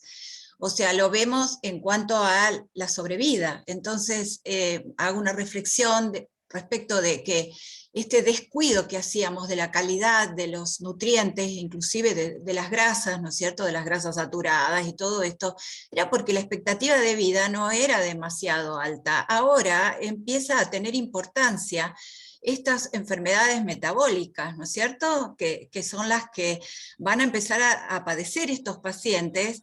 Asimismo, lo que tiene que ver con el cáncer, ¿no es cierto?, la prevención que también tenemos que tener respecto, y el alerta que hay que tener.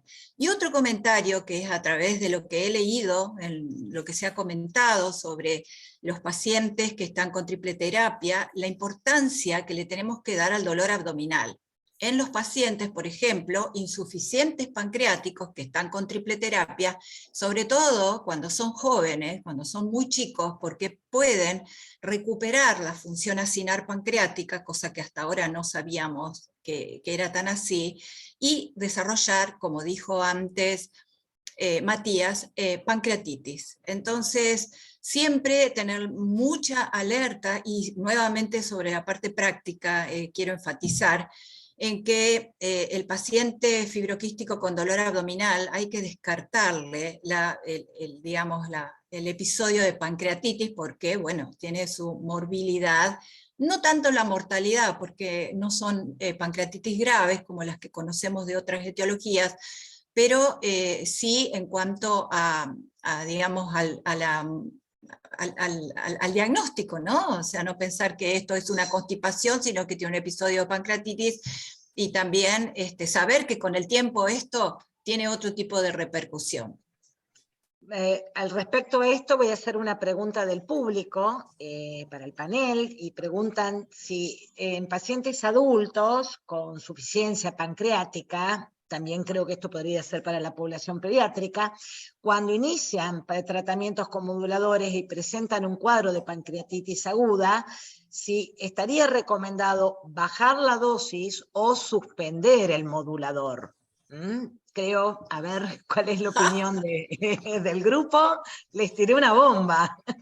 Yo no sé. Yo tampoco. Yo lo que leí... No, puede seguir, Hilda, por favor, Lidia.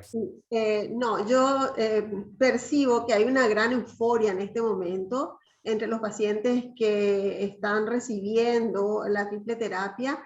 Es como una luz al final de un túnel, y hay una percepción de que todo va muy bien, que no hay un reporte de efectos colaterales, tal vez porque todavía son pocos los pacientes, salvo aquellos que están con Lucastor, que tengo conocimiento de que un paciente estuvo muy grave y realmente falleció, y otro hizo un problema hepático que tuvo que suspender la medicación.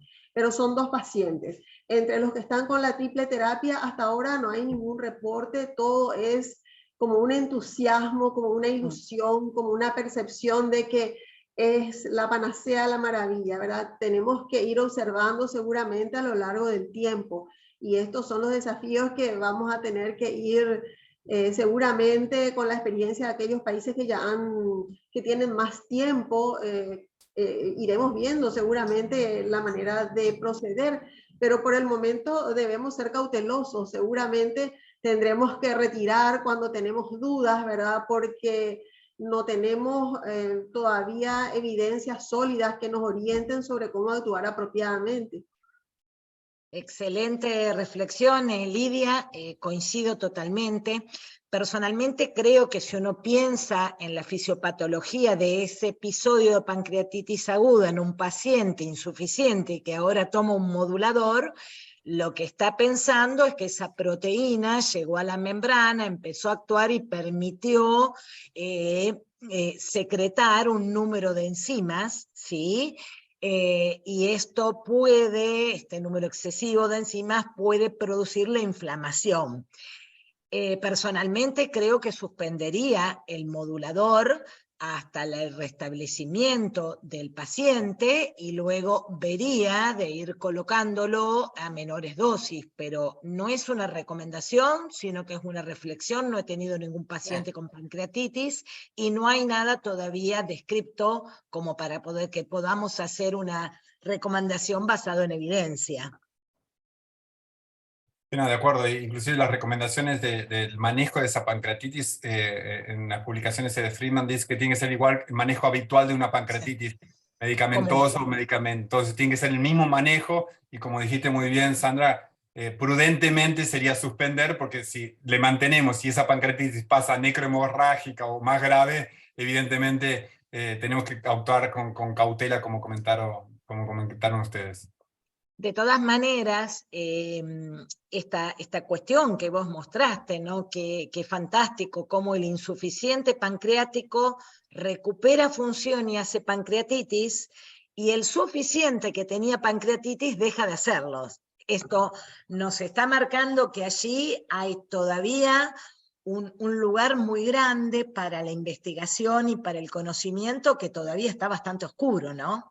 Exactamente, ¿no? Y ese dato de la diabetes me parece fundamental, porque tenemos que pensar en moduladores, en acciones de acá a 10 años, a 15 años. Entonces, ¿cuánto que eso va a retrasar o disminuir la prevalencia de diabetes en estos chicos? Que es fundamental. Sabemos las complicaciones que tiene la diabetes en la FQ es muy grande.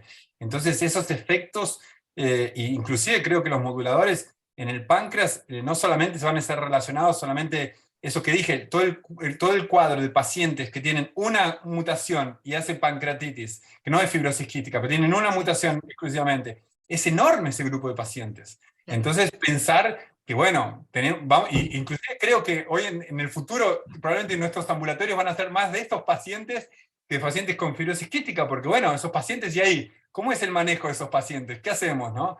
¿Le damos moduladores? ¿No le damos? Inclusive, una acción judicial, le dieron modulador en Estados Unidos a un paciente que hacía pancreatitis a repetición, que no era fibroquístico, y recibió y no tuvo más pancreatitis. O sea, bueno, una función importante. Bueno, esa justamente era una de las preguntas que quería hacerte. O sea, ¿vamos a empezar a usar los moduladores en las pancreatitis recurrentes? Es probable, ¿no? Es probable, y sabiendo que la relación de la pancreatitis aguda recurrente relacionada con el FTR es fundamental. Ustedes saben, exactamente, saben que las causas, digamos así, genéticas, entre paréntesis, el CFTR tiene una determinación enorme, ¿no? Entonces probablemente sí, probablemente vamos a usar mucho en el futuro, ¿no? Sí, Siguen además, llegando, perdón, siguen Montserrat. llegando a Montserrat, ¿haces un comentario? Es que hablando un poquito del futuro y pensando en países como el mío, en el que no en todos los pacientes se hace el defecto genético, ¿ustedes creen que ya teniendo estas triple terapias se pueda llegar a utilizar estos moduladores en niños que no tengamos determinado el defecto genético? Ay, esa pregunta es muy difícil para mí. Las terapias están indicadas, los moduladores, la elección del modulador está relacionado al genotipo, o sea, a las mutaciones. No se puede dar así, no existe un modulador, porque sea triple no significa que es el triple shot. No es que va cualquiera, no es un amplio espectro, ¿sí?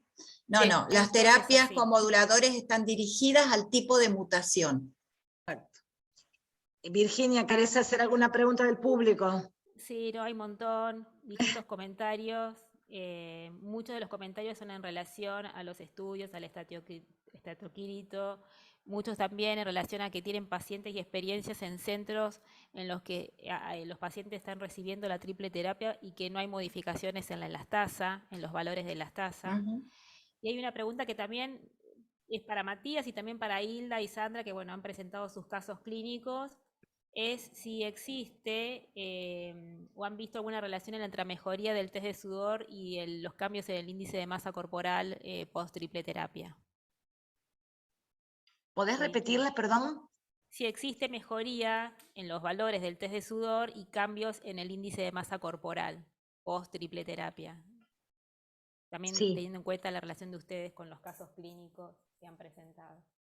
Sí, esto está descrito, la mejoría del índice de masa corporal y la mejoría del test del sudor, y bueno, en mi paciente tuvo una mejoría franca del test del sudor, no hubo una mejoría franca del índice de masa corporal, pero bueno, yo lo marqué brevemente, que esta niña era una niña que no tenía una alimentación del todo adecuada, estaba sobrecargada de hidratos de carbono, y lo que hicimos fue un cambio en su actitud alimentaria. No obstante eso, la niña no tuvo crecimiento ni en peso ni en talla, y tuvo un crecimiento adecuado.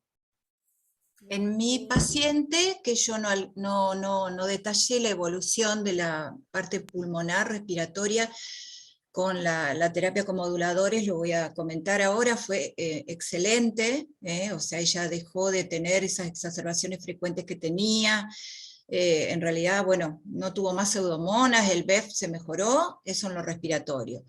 En cuanto al índice de masa corporal, nunca fue afectado, o sea, a mí igualmente, volviendo a mi caso, a mí me llama la atención que siendo delta F 508 homocigota, nunca encontré una elastasa menor de 100, como generalmente esto se describe.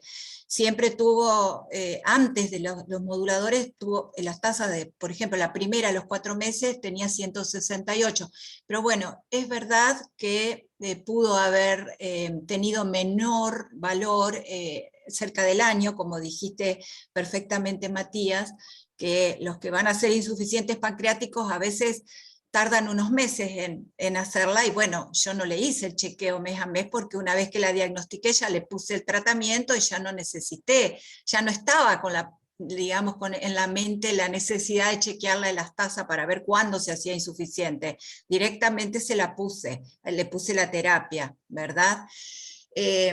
Pero en cuanto al test del sudor, mi paciente tuvo 69 de cloro, que también es bastante bajo, para un delta F 508 suelen ser arriba de 90, porque tiene una disfunción muy severa del CFTR en la glándula sudorípara, como en el pulmón y el aparato digestivo.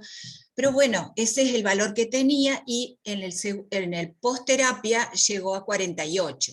Lo que yo no encuentro, que es como un 30% de descenso, yo lo que no veo es por la pregunta, Virginia, no sé si yo la entendí mal o qué, pero no hay una vinculación entre el índice de masa corporal y el test del sudor. Eso es lo que no entendí bien yo. Relacionan los cambios y... Son aspectos separados, digamos. El CFTR mejora el CFTR, y en todas las áreas donde, digamos, está afectado el fibroquístico, lo mejora. El sudor lo mejora el índice de masa corporal, la absorción, la digestión, absolutamente todo mejora, porque se restablece la función de la proteína que está ausente. Yo quiero leer un comentario de gente del público que me parece interesante, que nos puede dar lugar para que charlemos, donde comentan que desde que tienen un servicio con 64 pacientes con terapia moduladora y ninguno ha mejorado la elastasa. Entonces, la reflexión que hacen es que en la práctica, hasta que los moduladores no se den a partir del nacimiento, no vamos a ver muchos cambios en el dosaje de la elastasa. Los escucho si quieren hacer algún comentario los del panel con respecto a esto. Creo que evidentemente, claro, cuanto antes inicia la terapia moduladora con seguridad, el efecto va a ser mejor. Pero bueno, pero hay publicaciones que muestran que chicos mayores tienen beneficios. Claro que son datos, son relatos de casos, de nuevo, son relatos de casos, no son estudios mayores, pero bueno, eso pasa y es una luz, y es bueno que eso pase, y estamos contentos que eso pase, ¿no? Entonces, con seguridad, necesitamos que sea antes, pero bueno, la grande mayoría probablemente, cuanto más edad tiene menos probabilidad, pero bueno, pensar un poco ese gráfico que mostré de la función CFTR me parece que nos ayuda un poco, ¿no? Sí, pero dale, Hilda. Que quiero agregar algo. Cuando estaba explicando esto, estábamos hablando de que va a haber un cambio en la historia natural de la enfermedad. Hay casos publicados de mujeres fibroquísticas que han quedado embarazadas y han decidido seguir con los moduladores. Y estos niños nacidos bajo terapia con moduladores tienen tripsinas inmunorreactivas más bajas. O sea, es como que todo está cambiando. Quiero decir, a más temprana edad estamos hablando de que es la afectación intrauterina existe. Imagínense esto de que la mamá fibroquística está tomando, bueno, por supuesto es un feto con fibrosis quística, que está estudiado previamente genéticamente, ¿no? Porque si no, no se podría considerar ese valor menor del tripsinógeno de su hijo. No sé si quedó más o menos claro esto, pero está cambiando todo, todo. Personalmente creo, bueno, no hay duda que cuanto más tempranamente lo demos, mejor va a ser la respuesta y vamos a evitar la progresión a ese páncreas fibrótico que mostró Matías hoy en su diapositiva. Ahora, lo que digo es que la edad de inicio, lo que me pregunto, no reflexiono, la edad de inicio no es un condicionante negativo en que ese paciente no pueda llegar a recuperar por lo menos una parte de su función pancreática.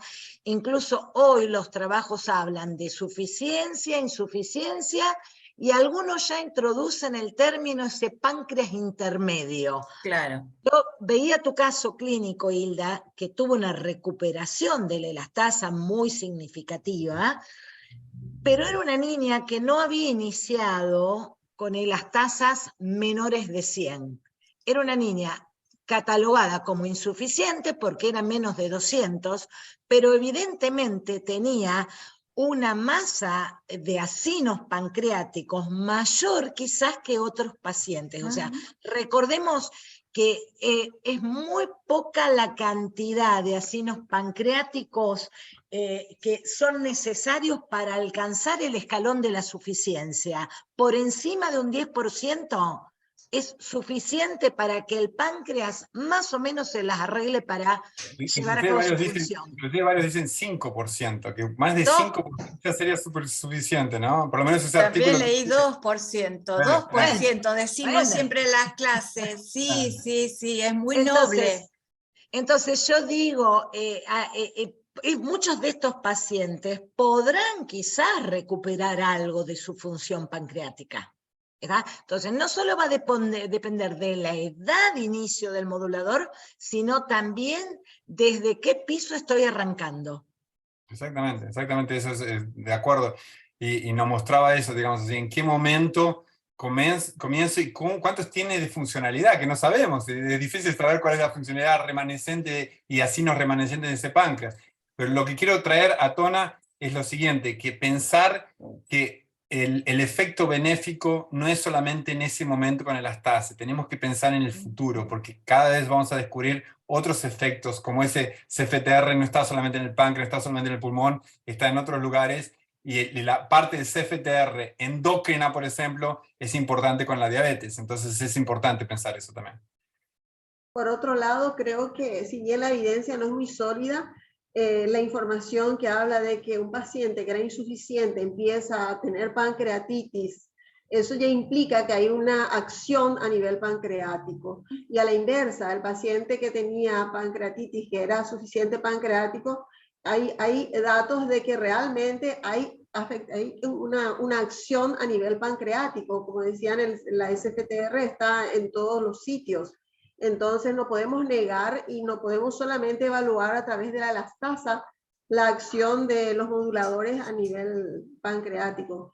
Creo que falta mucho conocimiento todavía, pero hay datos que son claros de que hay una influencia, de que hay una acción clara. Claro, y nos están faltando herramientas para poder medir mejor ese páncreas y ese enterocito, ¿no? Hay una pregunta, sí. Sandri, ¿te parece hacer una pregunta más? Y vamos cerrando, porque Dale, la verdad que nos sí. quedaríamos, está re, no sabes, el Ah, chat está nos que podemos on quedar un fire. montón. ¿Querés hacerla, Virginia, No, o querés hacela, que...? hacela y después cerramos. Bueno, acá había una pregunta que dice, ¿cómo resuelven el aumento de las enzimas hepáticas cuando inician los pacientes con los moduladores? No sé si alguno quiere contestar. Vos, No, dejo, ya hablé un montón. sos hepatóloga. No, Matías, ¿que han tenido ustedes pacientes con aumento de las transaminasas? Sí, sí, generalmente se hace un chequeo inicial antes de comenzar con los moduladores para tener niveles de base, y bueno, generalmente se suspende un tiempo, ese tiempo es variable, pero se espera que bajen esas enzimas pancreáticas y volver a usar los moduladores para ver cuál es el efecto después. Generalmente con una suspensión de unos 15 días, 20 días, algunos dicen un poco más, ya se obtiene una mejora clara de las enzimas pancreáticas, de las enzimas hepáticas. ¿Cualquier aumento o a partir de cierto nivel? El cierto nivel generalmente se dice que por lo menos 3 veces más del aumento basal, ¿no? Hay algunos artículos que dicen 5, pero bueno, eso también, creo que también falta evidencia científica para determinar. Yo creo que 3 veces el valor normal me parece que es un dato adecuado, no sé, eso por lo menos lo que nosotros utilizamos. Acá, Sandri, un último comentario, discúlpame porque veo que ahí se repite, es en relación al valor del test de sudor, si no mejora, y que hay distintos comentarios. Uno es que, bueno, que hay que chequear cómo están tomando la medicación los moduladores, que tenemos que tener en cuenta que tienen que tener una dieta con grasa al momento de la toma, y después tener en cuenta que en los estudios de los moduladores, cuando uno ve el gráfico individual de pacientes que han recibido, hay pacientes que han mejorado otros aspectos clínicos, pero el test de sudor, que capaz que son los menos, no ha variado su valor, pero sí la mejoría clínica se pudo evidenciar, nada más.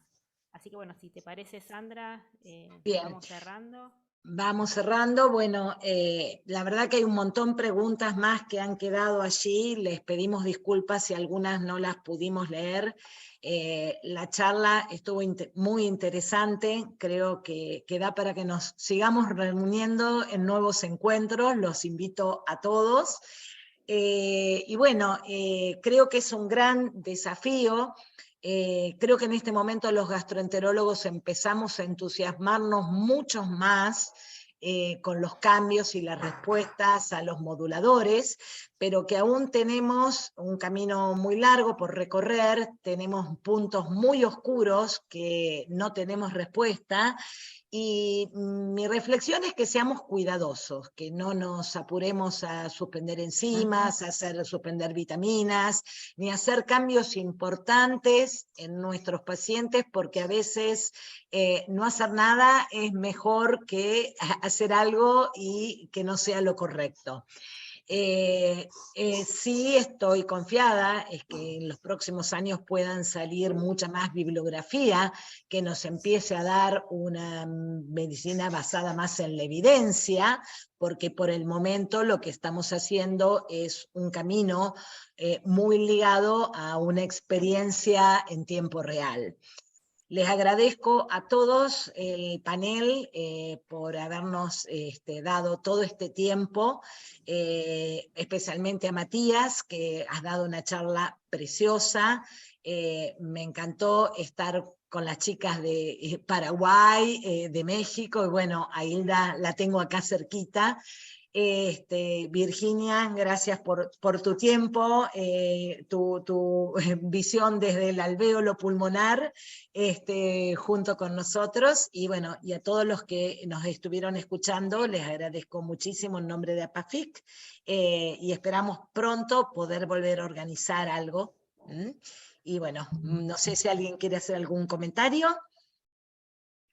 Yo quería agradecer a todos, principalmente bueno, a Virginia y a Sandra por la invitación. Para mí es una alegría enorme. Veo que ahí en el chat están varios amigos y profesores. Está Fernando Rentería, que fue amigo mío, profesor mío, Claudio, Juan Finocchiara, que fue un reciente, muchos amigos míos. Entonces, la verdad que quiero mandar un abrazo a todos y espero verlos en algún evento, en algún congreso. Y muchas gracias, Virginia, por la invitación. Bueno, por lo pronto, en marzo del 2024, APAFIC va a organizar en Buenos Aires su congreso, ya les enviaremos y estaremos gustosos de recibirlos. En Córdoba, Sandri, va a ser En Córdoba, ya perdón. definimos el lugar, sí. Sí. Marzo 2024 en Córdoba, ahí los esperamos. Perfecto. Bueno, muchas gracias. Muchas gracias y buenas Muchas noches gracias a a todos. Muchas gracias por invitarnos. Muchas gracias. Muchas gracias, sí. Ha sido un placer. Chao. Chao, chao.